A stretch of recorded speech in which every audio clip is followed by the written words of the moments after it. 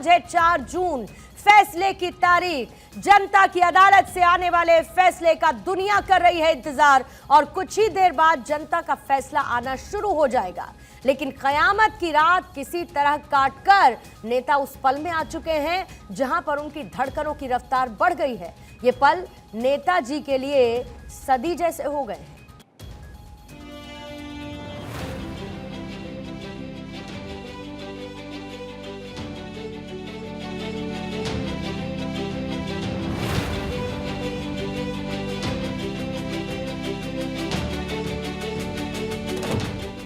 बस कुछ पल, चंद लम्हों का इंतजार है, उसके बाद जीत हार है। जनता ने अपना फैसला सुना दिया है। चंद लम्हों के बाद कहीं खुशी कहीं गम होगा, कहीं जलेगी फुलझड़ी, किसी की आंख नम होगी, कहीं ढोल बजेगा ढम ढम, कहीं हार का होगा मातम। 77 दिन की ताबड़तोड़ मेहनत, 40 डिग्री में बहता पसीना, किसी की आवाज बैठ गई, किसी की कमर में दिक्कत हो गई, कोई चल नहीं पा रहा था, कोई बोल नहीं पा रहा था, लेकिन इस सब के बीच जवाब एक ही, इस बार हम जीतेंगे, इस बार हमारी सरकार बनेगी। तमाम सियासी रुझान, अनुमान, आशंकाओं, सियासी गुणागणित के बाद कुछ देर बाद सामने आने लगेगा कि जनता किसे प्रधान चुन रही है। नेताओं ने बड़ी बड़ी रैलियां, चुनावी सभाएं और रोड शो की। पहले चरण से लेकर 7वें चरण तक नेताओं ने जमकर पसीना बहाया। हर नेता ने जी तोड़ मेहनत की। मेहनत तो हर नेता ने की है, पसीना तो हर नेता ने बहाया। लेकिन बात अगर प्रधानमंत्री नरेंद्र मोदी की करें तो मेहनत के मामले में पीएम मोदी ने सबको पीछे छोड़ दिया। पूरब से लेकर पश्चिम तक और उत्तर से लेकर दक्षिण तक देश का कोई कोना पीएम मोदी ने नहीं छोड़ा। प्रधानमंत्री नरेंद्र मोदी ने 2024 के लोकसभा चुनाव में रिकॉर्ड तोड़ मेहनत की। पीएम मोदी ने लोकसभा चुनाव के लिए देश भर में 206 चुनावी रैलियां और रोड शो की। पीएम मोदी ने उत्तर प्रदेश में 31, बिहार में 20, महाराष्ट्र में 19 और पश्चिम बंगाल में 18 रैलियां की। इसके अलावा पीएम मोदी ने चुनावी अभियान के दौरान 80 न्यूज चैनल और अखबारों के इंटरव्यू दिए हैं। 2019 लोकसभा चुनाव में पीएम मोदी ने 142 रैलियां की थी। पीएम मोदी ने लोकसभा चुनाव का आगाज आंध्र प्रदेश के पालनाडु से किया, वही प्रचार का अंत पंजाब के होशियारपुर में किया। मतलब पीएम की रिकॉर्ड तोड़ मेहनत के आगे किसी भी पार्टी का कोई नेता नहीं टिक पाया। केंद्रीय गृह मंत्री अमित शाह ने देश भर में करीब 188 रैलियां और रोड शो की। अमित शाह ने इस दौरान देश के लगभग हर हिस्से की यात्रा की।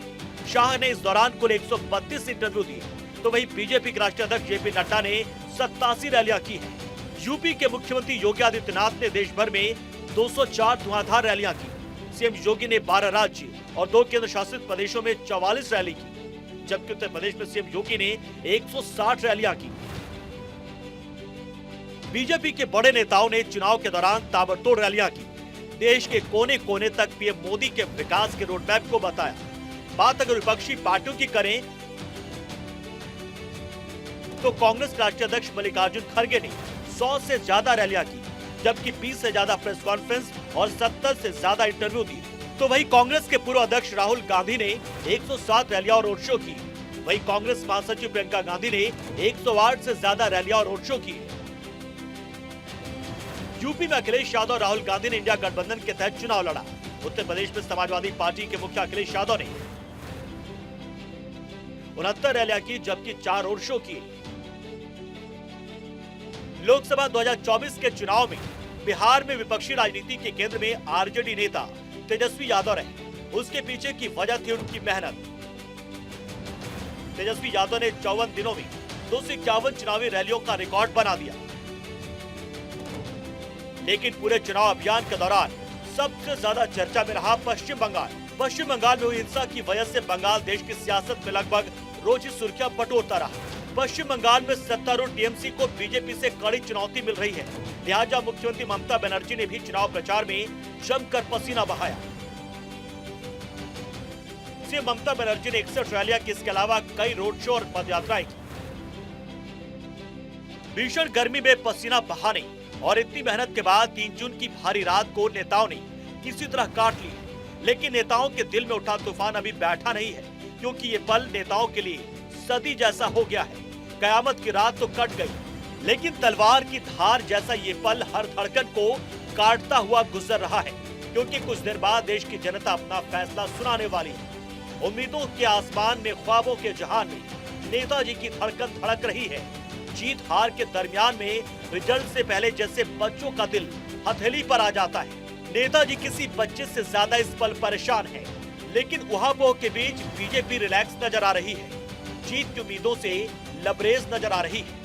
प्रधानमंत्री नरेंद्र मोदी पूरी तरह से रिलैक्स नजर आ रहे हैं। देश सेवा के लिए मेहनत करने के बाद पीएम मोदी प्रभु की भक्ति में लीन रहे, पूरी तरह शाश्वत, पूरी तरह निश्चिंत जनता के फैसले पर, क्योंकि पीएम ये जानते हैं कि जनता की उम्मीदों पर वो खरे उतरे हैं और जनता उन्हें फिर से तीसरी बार आशीर्वाद देगी और तीसरी बार फिर से नरेंद्र मोदी प्रधानमंत्री पद की शपथ लेंगे।